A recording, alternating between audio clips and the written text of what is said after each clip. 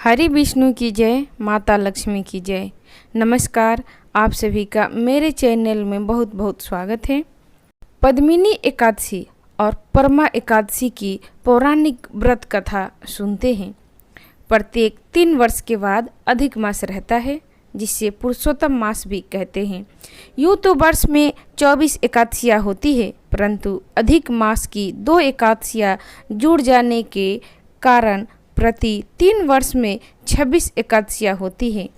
अधिक मास में परम एकादशी और पद्मिनी एकादशी का व्रत रखे जाने का बहुत महत्व है, क्योंकि यह 3 वर्ष बाद ही आती है।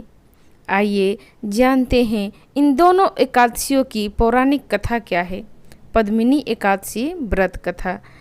यह त्रेता युग की बात है कि राजा कीर्तिवीर्य की कई रानियां थीं, परंतु उन्हें पुत्र रत्न की प्राप्ति नहीं हो रही थी।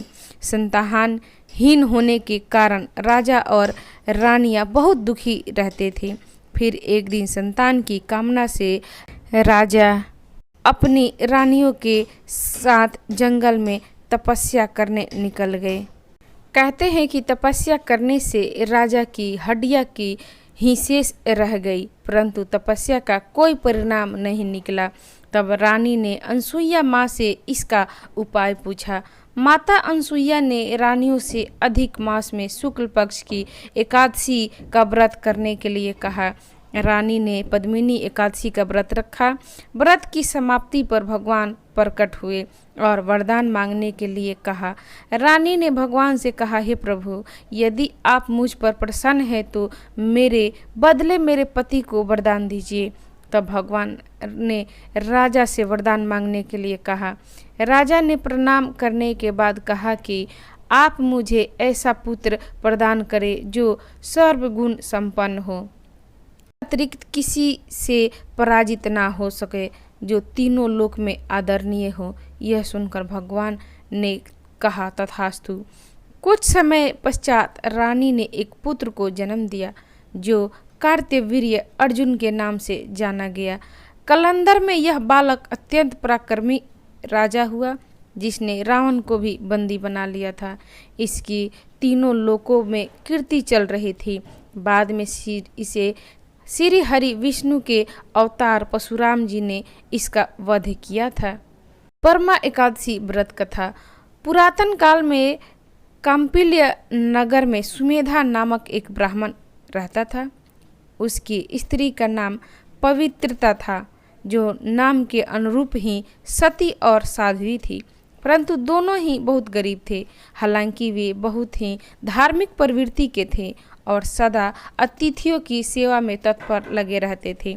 एक दिन निर्धनता से दुखी होकर ब्राह्मण ने दूर देश जाने का विचार किया, परंतु उसकी पत्नी ने कहा, स्वामी, धन और संतान पूर्व जन्म के दान और पुण्य से ही प्राप्त होते हैं, अतः इस बात की चिंता न करे और सभी प्रभु पर छोड़ दे। फिर एक दिन महर्षि कौंडिन्य उनके घर पधारे। दोनों ब्राह्मण दंपति ने यथाशक्ति तन मन से उनकी सेवा की।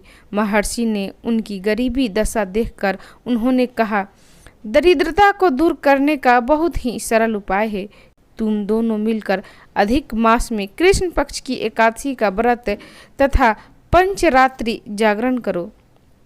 इस एकादशी का व्रत करने से यक्षराज कुबेर तुम्हें धनाधीश बना देंगे, क्योंकि इसी से हरिश्चंद्र राजा हुए थे।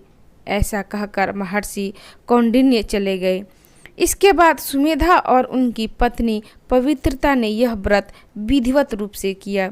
इसके बाद प्रातःकाल कहीं से एक राजकुमार अश्व पर चढ़कर आया और उसने इन दोनों धर्मपरायण एवं व्रती दंपति को देखकर उसे बड़ी दया आई और उसने दोनों को सर्व साधन संपन्न कराया, सर्व सुख समृद्धि युक्त करके एक अच्छा भवन रहने को दिया।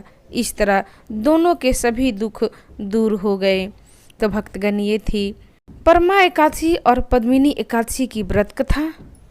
आपको कैसी लगी? अच्छी लगी तो इसे लाइक करें, शेयर करें, मेरे चैनल को सब्सक्राइब करें और कथा सुनने के लिए जानकारी प्राप्त करने के लिए आप सभी का धन्यवाद। नमस्कार।